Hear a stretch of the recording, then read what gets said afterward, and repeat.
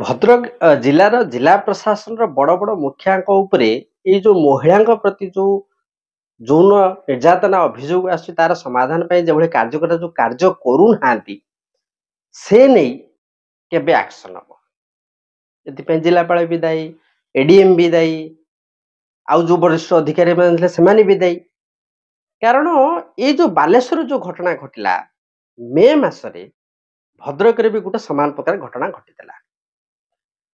ଯଦିଓ ଏଇଟା ସିଡିଏମଙ୍କ ଅଫିସର ଘଟଣା ଥିଲା, ଯୋଉ ମହିଳା ଆତ୍ମହତ୍ୟା ଉଦ୍ୟମ କରିଥିଲେ ତାଙ୍କର ମୃତ୍ୟୁ ହେଇନଥିଲା। ତେଣୁ ଘଟଣାକୁ ହାଲକା ଭାବରେ ଜିଲ୍ଲା ପ୍ରଶାସନ ନେଇଥିଲା। ଭଦ୍ରକ ଜିଲ୍ଲା ହଉଛି ମନ୍ତ୍ରୀ ସୂର୍ଯ୍ୟବଂଶୀଙ୍କର ଜିଲ୍ଲା। ଭଦ୍ରକ ଜିଲ୍ଲା ବିଜେପି ସଭାପତି ମନମୋହନ ସାମଲଙ୍କ ଜିଲ୍ଲା।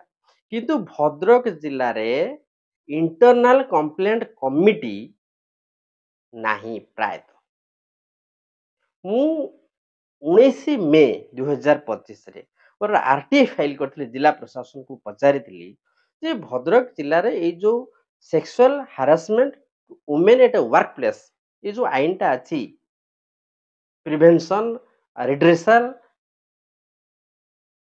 ୟାକୁ ନେଇକି ଜିଲ୍ଲା ପ୍ରଶାସନ କେମିତି କାମ କରୁଛି ଆଜି ପର୍ଯ୍ୟନ୍ତ ସମ୍ପୂର୍ଣ୍ଣ ଉତ୍ତର ମିଳିଲା ନାହିଁ। 2 ମାସ ହେଇଗଲା। ଏଟା ଶିକ୍ଷା ବିଭାଗ ମାନେ ମନ୍ତ୍ରୀ ସୂର୍ଯ୍ୟବଂଶୀ ନିର୍ଦ୍ଦେଶ ଦେଇଛନ୍ତି ବର୍ତ୍ତମାନ କଲେଜ ମାନଙ୍କୁ ତମେ 24 ଘଣ୍ଟା ମଧ୍ୟରେ ଇଣ୍ଟରନାଲ କମ୍ପ୍ଲେଣ୍ଟ କମିଟି ଗଠନ କର। ମୁଁ ଭେରି ସିଓର ଓଡ଼ିଶାରେ କଲେଜ ମାନଙ୍କରେ ଏ କମିଟି ଠିକ ସେ କାମ କରୁନଥିବ। ସେଇ ବାଲେଶ୍ୱର ଜିଲ୍ଲାରେ ସବୁ ଅଫିସରେ ଏ କମିଟି ଠିକ ସେ କାମ କରୁ। କିନ୍ତୁ ଏ ବାଲେଶ୍ୱର ଘଟଣା ଘଟିବା ପରେ ଭଦ୍ରକରେ ଗୋଟେ ଘଟଣା ଆମେ ଦେଖିଥିଲେ। କିନ୍ତୁ ଭଦ୍ରକରେ ଘଟଣା ଘଟିବା ପରେ ବି ଭଦ୍ରକ ଜିଲ୍ଲା ପ୍ରଶାସନ ଚେତି ନାହିଁ। ଏହାର ପ୍ରମାଣ ମୋ ପାଖରେ ଉପଲବ୍ଧ। ପାଖାପାଖି 200 ସରକାରୀ ଅଫିସ ଆମେ ଦେଖିବା ଭଦ୍ରକ ଜିଲ୍ଲାରେ ଡିଷ୍ଟ୍ରିକ୍ଟ ଲେଭେଲରେ 12ଟା ଅଫିସ ମତେ ରିପୋର୍ଟ ଦେଇଛନ୍ତି। ତା ଭିତରୁ ଅନେକ ଅଫିସ ମତେ ରିପୋର୍ଟ ଦେଲେ ଯେ ଆଜ୍ଞା ସେମିତି କିଛି ଆଇନ ବାବଦରେ ଆମେ ଜାଣିନୁ କିମ୍ବା ଆମର ସେମିତି କମିଟି କିଛି ନାହିଁ। ଡିଷ୍ଟ୍ରିକ୍ଟ ଏକ୍ସାଇଜ ଅଫିସରେ ଗୋଟେ କମିଟି ଅଛି, ଡିଏସ୍ଏସ୍ ଅଫିସରେ ଗୋଟେ କମିଟି ଅଛି ବୋଲି ଇନଫର୍ମେସନ ଦେଇଛନ୍ତି। ଅନ୍ୟମାନେ କାହିଁକି କରିନାହାନ୍ତି?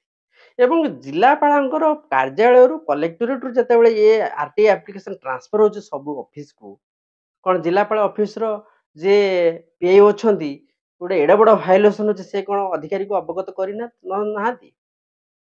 ବଡ ଆଶ୍ଚର୍ଯ୍ୟର କଥା ଯେ ଭଦ୍ରକ ଜିଲ୍ଲାରେ ଏ ଆଇନକୁ ଖୋଲାଖୋଲି ଉଲ୍ଲଂଘନ ହଉଛି। ମୁଁ ତାଙ୍କୁ ପଚାରିଥିଲି ଏଇ ଯୋଉ sexual harassment of women at work place prevention prohibition ଆଉ ରିଡ୍ରେସାଲ ଯୋଉ ଆଇନଟି ଅଛି 2013 ମସିହାର ଗୋଟେ ଡିଷ୍ଟ୍ରିକ୍ଟ ଅଫିସର ନିଯୁକ୍ତି ପାଇଁ ନୋଟିଫିକେସନ ତା ନୋଟିଫିକେସନ କପି ଦିଅ। ସେ କପି ଆଜ୍ଞା ଜିଲ୍ଲା ଅଫିସରେ ନାହିଁ। ଥିଲେ ଦେଇଥାନ୍ତେ 2 ମାସ ହେଇଗଲାଣି। ଆଉ ଗୋଟେ ପଚାରିଥିଲି ଯେ ପ୍ରତି ବ୍ଲକ ମ୍ୟୁନିସିପାଲିଟି ତହସିଲ ଏବଂ ଟ୍ରାଇବାଲ ଏରିଆ ସେଠି ବି ମଧ୍ୟ ଗୋଟେ କମିଟି ହବା କଥା। ସେ କମିଟିର ସ୍ଥିତି କଣ ତାର କିଛି ଖବର ଅନ୍ତର ଜିଲ୍ଲା ପ୍ରଶାସନ ଆଜି ପର୍ଯ୍ୟନ୍ତ ଦେଇପାରିଲା ନାହିଁ।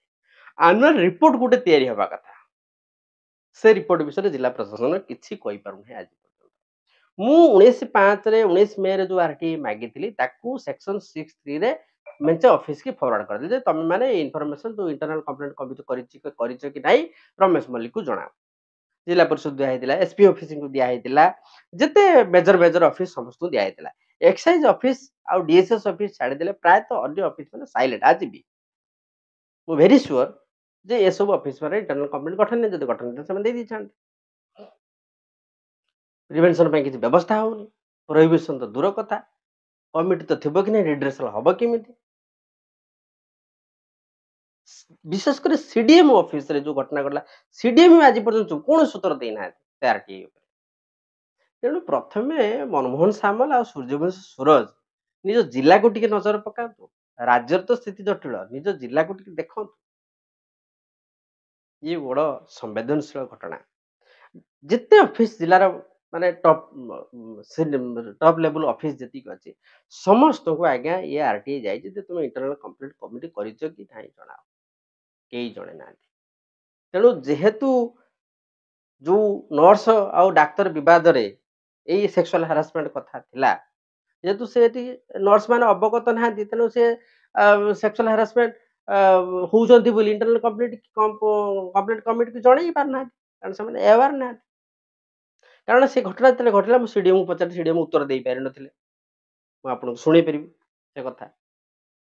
ଏବଂ ସିଏ ବୁଝିକି କହିଲେ ହଁ ଆମର ଗୋଟେ କମିଟି ଅଛି ସେଥିରେ କିଏ ଅଛନ୍ତି ପୁଣି ଆଉଥରେ ଫୋନ କରି ବୁଝିକି କହିଲେ ଅମକି ଅମକି ଅଛନ୍ତି। ସୌଦାମିନୀ ମ୍ୟାଡାମ ଅଛନ୍ତି ସେ କମିଟିର ଚେୟାରମ୍ୟାନ 3 ବର୍ଷ ତାଙ୍କର ହେଇଯିବଣି। ତାଙ୍କୁ ବି ପଚାରିଥିଲି ସେ କହିଲେ ଆଜ୍ଞା ମୋ କତିରେ କେହି କୌଣସି ନର୍ସ କମ୍ପ୍ଲେନ କେବେ ଦେଇନାହାନ୍ତି। ଯିଏ ସେତେବେଳେ ଯେତେବେଳେ ନର୍ସ ଆତ୍ମହତ୍ୟା କରିବା ଉଦ୍ୟମ କରିଥିଲେ ସେକ୍ସୁଆଲ ହାରାସମେଣ୍ଟ ପାଇଁ ଯେ ଏଡିଏମ ଯାଇଥିଲେ ତଦନ୍ତ କରିବା ପାଇଁ ସେଦିନ ସକାଳୁ ସକାଳୁ ଘଟଣା ଘଟିବା ପରେ ସେ ଏଡିଏମ ସନ୍ଧ୍ୟା ବେଳକୁ ଅବଗତ ନଥିଲେ ଇଣ୍ଟରନାଲ କମ୍ପ୍ଲେଣ୍ଟ କମିଟି ତରଫରେ। ଜିଲ୍ଲା ପ୍ରଶାସନର ବଡ ବଡ ମୁଖିଆ ମାନେ ଅବଗତ ନାହାନ୍ତି। କେବଳ ଡେପୁଟି କଲେକ୍ଟର ମଣ୍ଡଳ ସାର୍ ଅବଗତ ଥିଲେ ତାଙ୍କୁ ଯେତେବେଳେ ପଚାରିଲେ କହିଲେ ହଁ ହଁ ସେମିତି ଗୋଟେ କମିଟି ଅଛି ଆଉ ଅଛନ୍ତି ଜଣେ ଜଣ ନାଁ ନେଲେ ଯେ ହଁ ସେ ରିପୋର୍ଟ ଆପଣଙ୍କୁ ମିଳିବ। ସିଏ ଟିକେ ହଁ ମାରିଲେ ଜାଣିଛନ୍ତି ବୋଲି। ବାକି ଅନ୍ୟମାନେ କ୍ଲିୟରଲି କେହି ଅବଗତ ନଥିଲେ। ଆଉ ଏବେ ଆରଟିଆଇ ମାଗିକି ଜାଣିଲି ଯେ 2 ମାସ ହେଲାଣି ଜିଲ୍ଲା ସାରା କେହି ସ୍ପଷ୍ଟ ଭାବରେ କହିପାରୁନାହାନ୍ତି ଯେ ଇଣ୍ଟରନାଲ କମ୍ପ୍ଲେଣ୍ଟ ସେମାନେ କରିଛନ୍ତି କି ନାହିଁ ଜାଣିଛନ୍ତି କି ନାହିଁ। ଇଏ ଗୋଟେ ଦୁଃଖର ବିଷୟ। ତେଣୁ ବିଜେପି ସରକାରରେ ମହିଳାମାନେ ସୁରକ୍ଷିତ କଣ ହେବେ?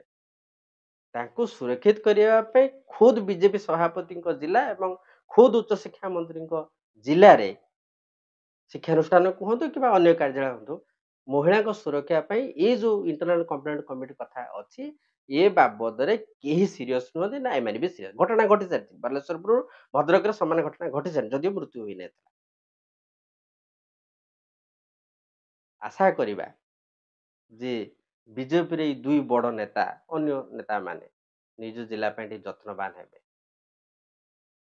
ସାରା ଓଡିଶାରେ ଚହଳ ପକାଉଥିବା ବାଲେଶ୍ୱର ଏଫଏମ୍ କଲେଜର ଘଟଣା ପୁଣି ଥରେ ଯେ ଅନ୍ୟ ଜିଲ୍ଲା ସହିତ ଭଦ୍ରକ ଜିଲ୍ଲାରେ ପୁନରାବୃତ୍ତି ନ ହେବ ଏହା କହିହେବ ନାହିଁ। ତେଣୁ ଭଦ୍ରକକୁ ସ୍ୱୟଂ ଭଗବାନ ଚଲାଉଥିବେ ବୋଲି ଆମର ଆଶା। ନହେଲେ ଏତେ ଘଟଣା ପରେ ବି 2-3 ଦିନ ହେଲା ତୁମ୍ବି ତୁଫାନ ପରେ ବି ସବୁ ଅଫିସ ଚୁପଚାପ ବସୁଛନ୍ତି ଇଣ୍ଟରନାଲ କମ୍ପ୍ଲେଣ୍ଟ କମିଟି। ଦେଖିବା ଜିଲ୍ଲାପାଳ କଣ କରୁଛନ୍ତି ୟା ଉପରେ।